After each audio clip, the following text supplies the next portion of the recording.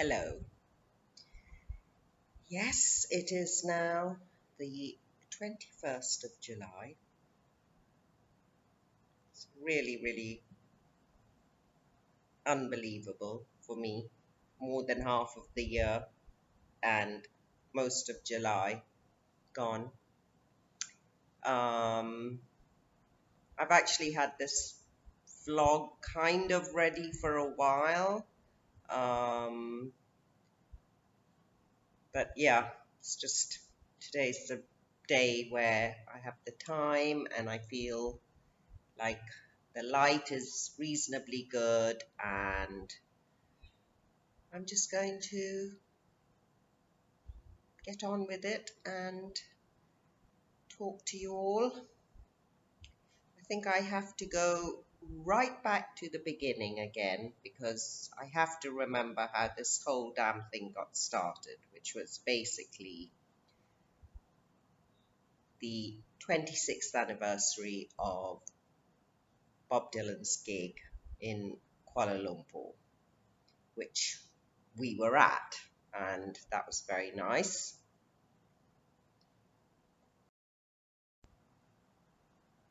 And since then, since that fateful day of February the 22nd, 2020, a lot of things have happened.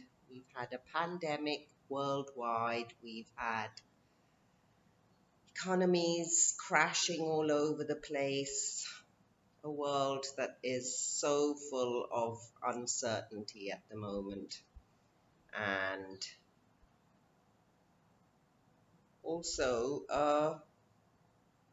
real uprising in a way, a grand swell. I feel like something has definitely shifted in the never ending saga of the United States of America. But specifically, the reason I want to go back to that story is um, on the 26th of May this year. Um, we were really very sad to hear the news that Bucky Baxter, he was a pedal steel kind of rock country pedal steel guitar player who played and toured with Bob Dylan for many years, and Bucky Baxter played that gig in Kuala Lumpur. And I think I did mention this very early on, kind of right at the beginning of my first vlog, that after the gig, there was a whole group of us who had gone to see it together. And after the gig, we went to the Hard Rock Cafe, which is sort of part of the hotel. What's the Concord Hotel? That's what it is. So we went for, a few beers, but we did know that Dylan and his crew, that they were all staying at the Concord. And I think we knew that because, the people who owned the Concord were sort of the promoters of this whole concert. So anyway, we went to the Hard Rock, and we'd been there for, I don't know, let's say over an hour or so, and then we did notice some of the guys from the band and a few other people who obviously looked like they were part of the crew came in as well to the Hard Rock. And obviously lots of people wanted to talk to them, and they did. And then the long and short of it is they actually ended up hanging out with us, and I'd say a good two hours, maybe more, copious amounts of beer. Um, and it was really, really great fun. So basically, the three guys who I remember, um, Bucky Baxter, um, who, as it happens, born in the same year as my husband. So, you know, and both guitarists, whatever. So plenty to chat about. So there was Bucky, there was the drummer, a really, really lovely guy called Winston Watson, and the head of the security for this tour, a guy called Baron Tamora. So these were the three guys that we hung out with, and it really, really, it was a lot of fun. And of course, at some point we were sort of saying to Baron, "Oh, go on, can't we just go and say hi to Bob and like, sure, what's he doing sitting in his hotel room and that kind of stuff," knowing there wasn't a chance in a million that that was going to happen. Um, so yeah, I mean, it was very sad to hear that Bucky had died, and we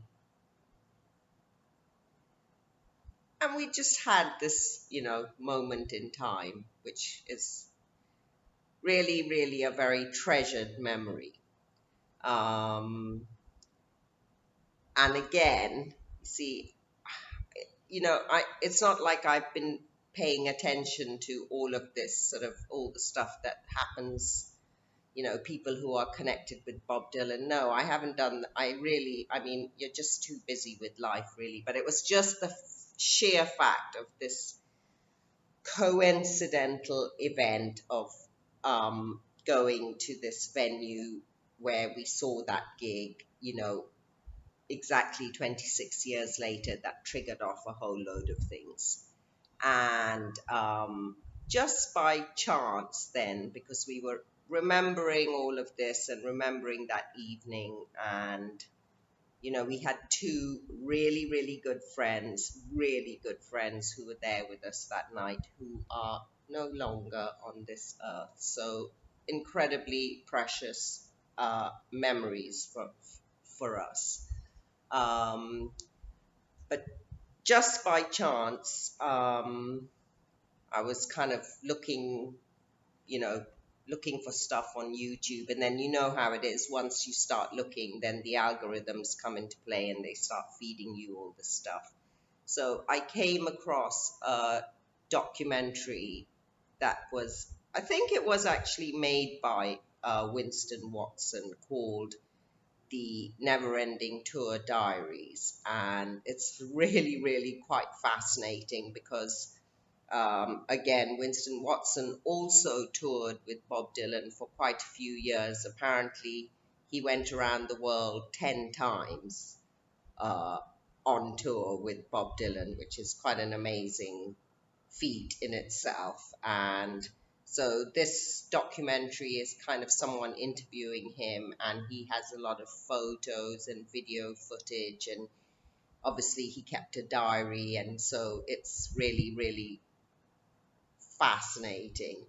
And then, so I watched it. It's quite long. It's like more than an hour. I watched it, and then, I was like, husband, I think you're really going to enjoy this. So we watched it together again. And then just a while ago, I mean, I think it was because Bob Dylan's new album was released sometime in June, around the 18th of June. And I was thinking about this vlog, and I thought there's a couple of things that Winston said that I really wanted to mention, and I went back, and then it's gone from YouTube. So I think it's now you have to go somewhere where you have to um, pay to watch this. So,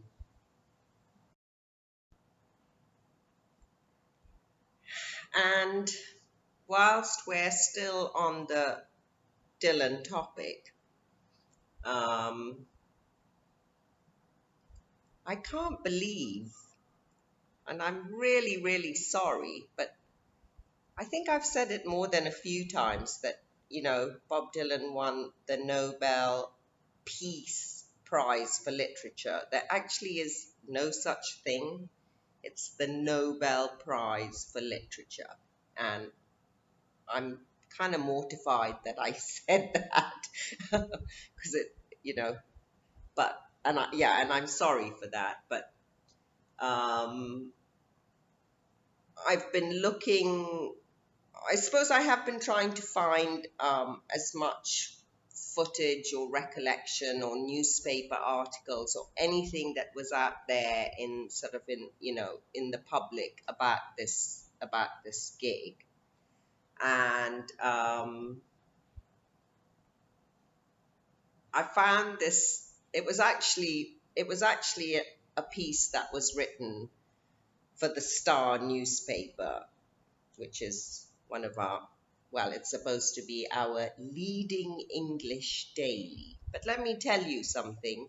Apparently, in the 1990s, they didn't have an archive, so there's nothing in their archives for that gig, which is, wow, that's really quite stunning. But anyway, around the time when it was announced that Bob had won the Nobel Prize for Literature, um, this guy, who I believe he is an executive editor for the Star. I don't know if he still is. And again, I really don't know very much about him.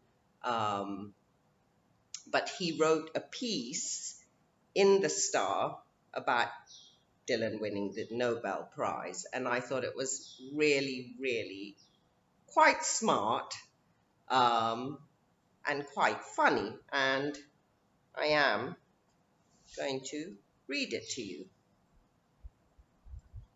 So the piece was published on the 5th of November 2016 in the Star, and it's called Waxing Lyrical About Business. Bob Dylan hits the right notes on economics and finance in a rare, and in brackets, and imaginary interview.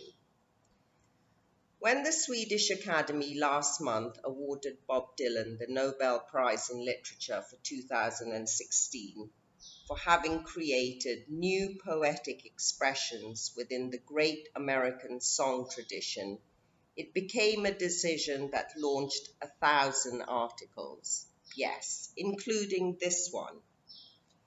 In particular, there has been a fierce controversy over the years that a singer-songwriter has been deemed a far more worthy winner than many literary lions. For every fan who feels Dylan is long overdue for such high recognition, there is somebody who argues that the prize should have gone to a real writer or poet. No matter how vigorous that debate, there is no doubt that he has produced a vast body of work in a career that stretches well over 5 decades. His songs cover so much territory, and few topics have escaped his soulful gaze. It should not surprise us that he has quite a bit to say about commerce and finance. Dylan is not the sort to freely speak to journalists. But imagine if he agreed to field a few questions on business and the economy, on condition that his lyrics did the talking. The session would probably go something like this. Now, I'm going to read out because he has the questions and then what would have been Dylan's answer, and then he has the name of the song from which he gets that line. So I hope you can follow me on that. Question number 1. This interview is for the Star, Malaysia's leading English language daily. Are you familiar with our country? My tablecloths from Malaysia.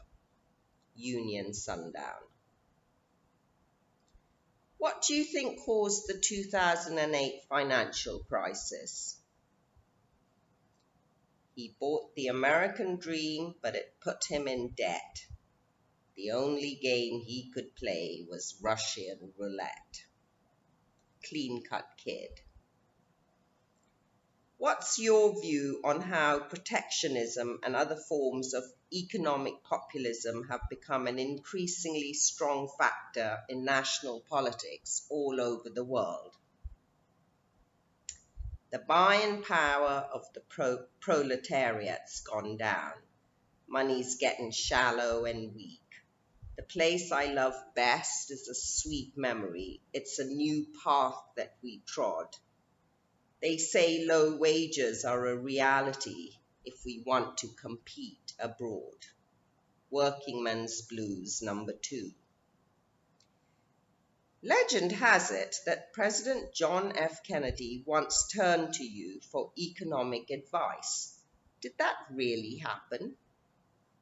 Well, my telephone rang, it would not stop. It's President Kennedy calling me up. He said, my friend Bob, what do we need to make the country grow? I said, my friend John, Bridget Bardot, Anita Ekberg, Sophia Loren, country will grow. I shall be free. Accurate or not, many people see you as a folk singer who writes protest songs and speaks up on behalf of the downtrodden. And yet, your net worth has been estimated to be as much as US 180 million. How do you feel about that? My money comes and goes, and rolls and flows and rolls and flows through the holes in the pockets in my clothes, walking down the line. While money doesn't talk, it swears. It's all right, Ma, I'm only bleeding. There is mounting resentment towards big business because of corporate malfeasance and unfair practices. Where do you stand on this? Steal a little and they throw you in jail. Steal a lot and they make you king. Sweetheart like you. Let me ask you one question. Is your money that good? Will it buy you forgiveness? Do you think that it could? I think you will find when your death takes its toll, all the money you made will never buy back your soul. Masters of War. You clearly have an uneasy relationship with wealth and power, but everybody has use for money. What would you do if you were the world's richest man? If I had rubies and riches and crowns, I'd buy the whole world and change things around. I'd throw all the guns and the tanks in the sea, for they are mistakes of a past history. Let me die in my footsteps. And then at the end it says, Executive Editor Errol O was in the audience when Dylan performed in Kuala Lumpur in February 1994. So there you go. Errol O, whoever you are also there. But it did remind me, and some of you may even very well remember that evening. It wasn't very long ago. And we had this, I don't know if you can see this thing, it's called 100 Questions, and it's this funny, I've never seen anything like it before, but anyway, never mind. It's sort of supposed to be a way of getting conversations going, or it's basically just a box of cards with 100 questions. Okay, for example, I've just pulled one out. If you were in charge of the Bill Gates Foundation but could only spend the funds tackling one issue, what would it be? So when we played this game, and admittedly it was quite late at night, and there was a few of us, and I think I drove everyone insane because every question I was asked. So let's take this one. Growing up, who was the favorite in your family? Bob Dylan. So I just kept going until, what are your happiest memories of your parents? Bob Dylan.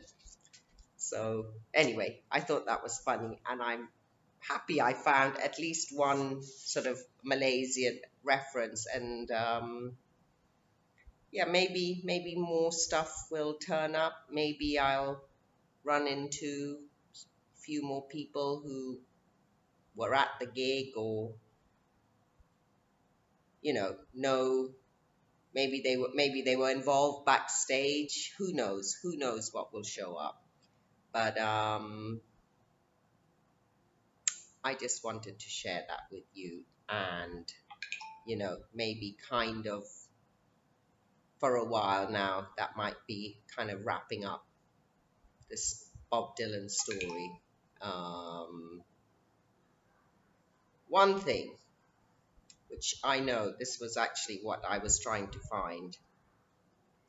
So, Winston Watson, in that documentary I was mentioning earlier, he did say that he had a book of poetry, and it was it was basically an anthology of Black American poets. And there's no doubt in my mind that Langston Hughes would definitely have been featured in that book.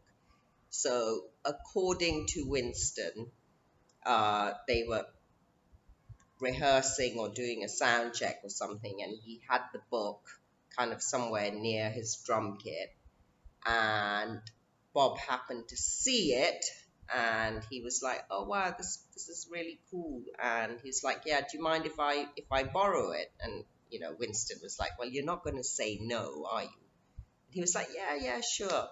And then when he's talking on film about this, and then the interviewer says, "So did you get your book back?" And Winston is like, "No." So I thought that was nice, and I have just one more little thing, which is a little small connection to Langston Hughes. So if you can just bear with me, I'll be back in a tick.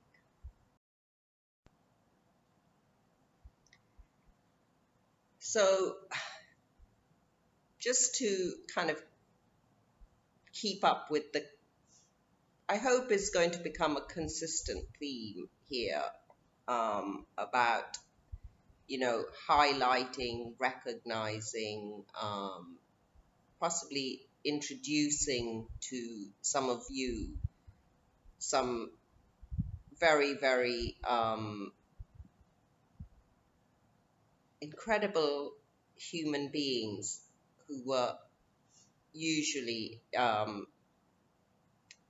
civil rights protesters, and with what's going on at the moment in the USA following that terrible, terrible murder of George Floyd, I would like to introduce you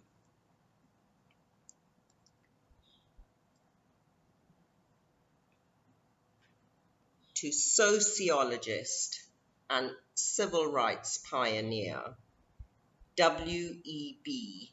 Du Bois, born February the 3rd, 1868, and died on August the 27th, 1963.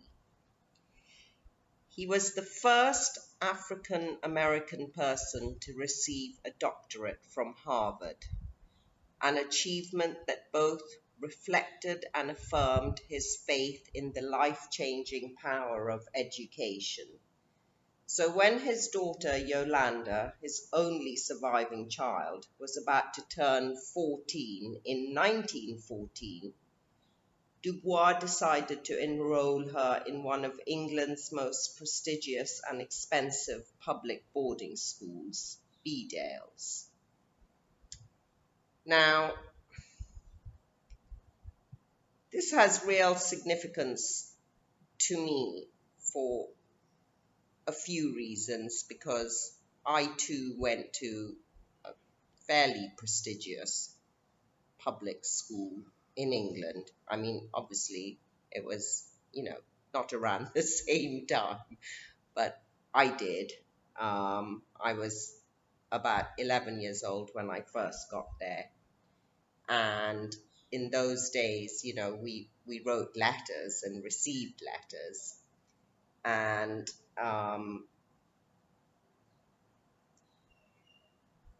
this is the first letter that Dubois wrote to his daughter. Um, he wrote it on October the 29th, 1914. And it just struck such a deep chord with me. I know that in my family, my grandfather, my father, my uncle, if education, that was like just really, really the most important thing. And we were very lucky. I know how lucky, how very privileged we were. Maybe I didn't quite realize it when I was 11 years old, but subsequently I did. And this letter is just amazing. I must tell you again, it's actually from the same site that I used before. It's called Brain Pickings, www.brainpickings.com, I think. And I'm just going to read you this beautiful letter. My dear little daughter, I have waited for you to get well settled before writing. By this time, I hope some of the strangeness has worn off, and that my little girl is working hard and regularly. Of course, everything is new and unusual. You miss the newness and smartness of America. Gradually, however, you are going to sense the beauty of the old world, its calm and eternity, and you will grow to love it.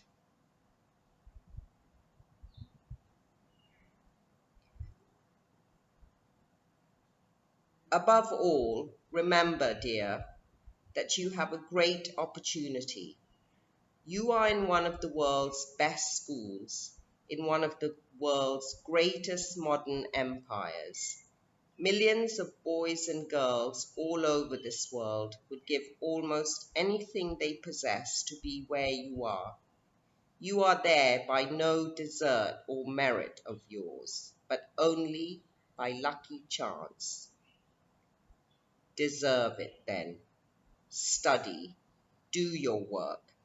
Be honest, frank, and fearless, and get some grasp of the real values of life. You will meet, of course, curious little annoyances. People will wonder at your dear brown and the sweet crinkly hair. But that simply is of no importance and will soon be forgotten.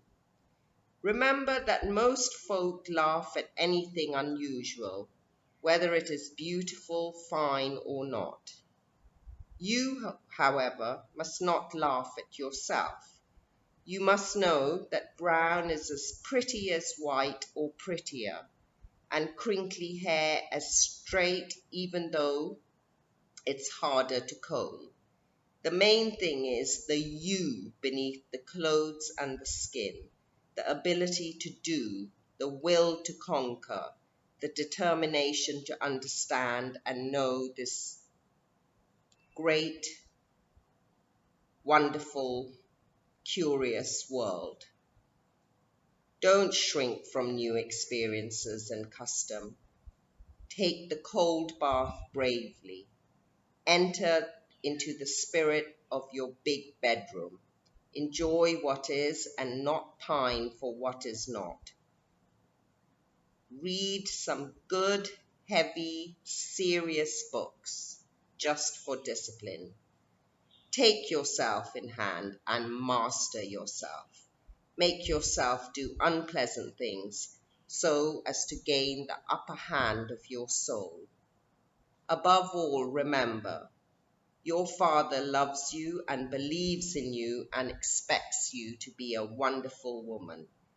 I shall write each week and expect a weekly letter from you.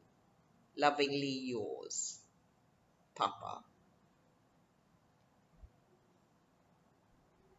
Just a little footnote.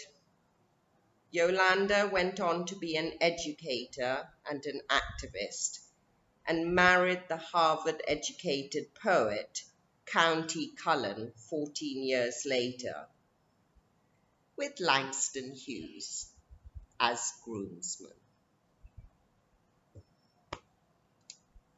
That's it for today. Thank you so much, and I will see you again very soon.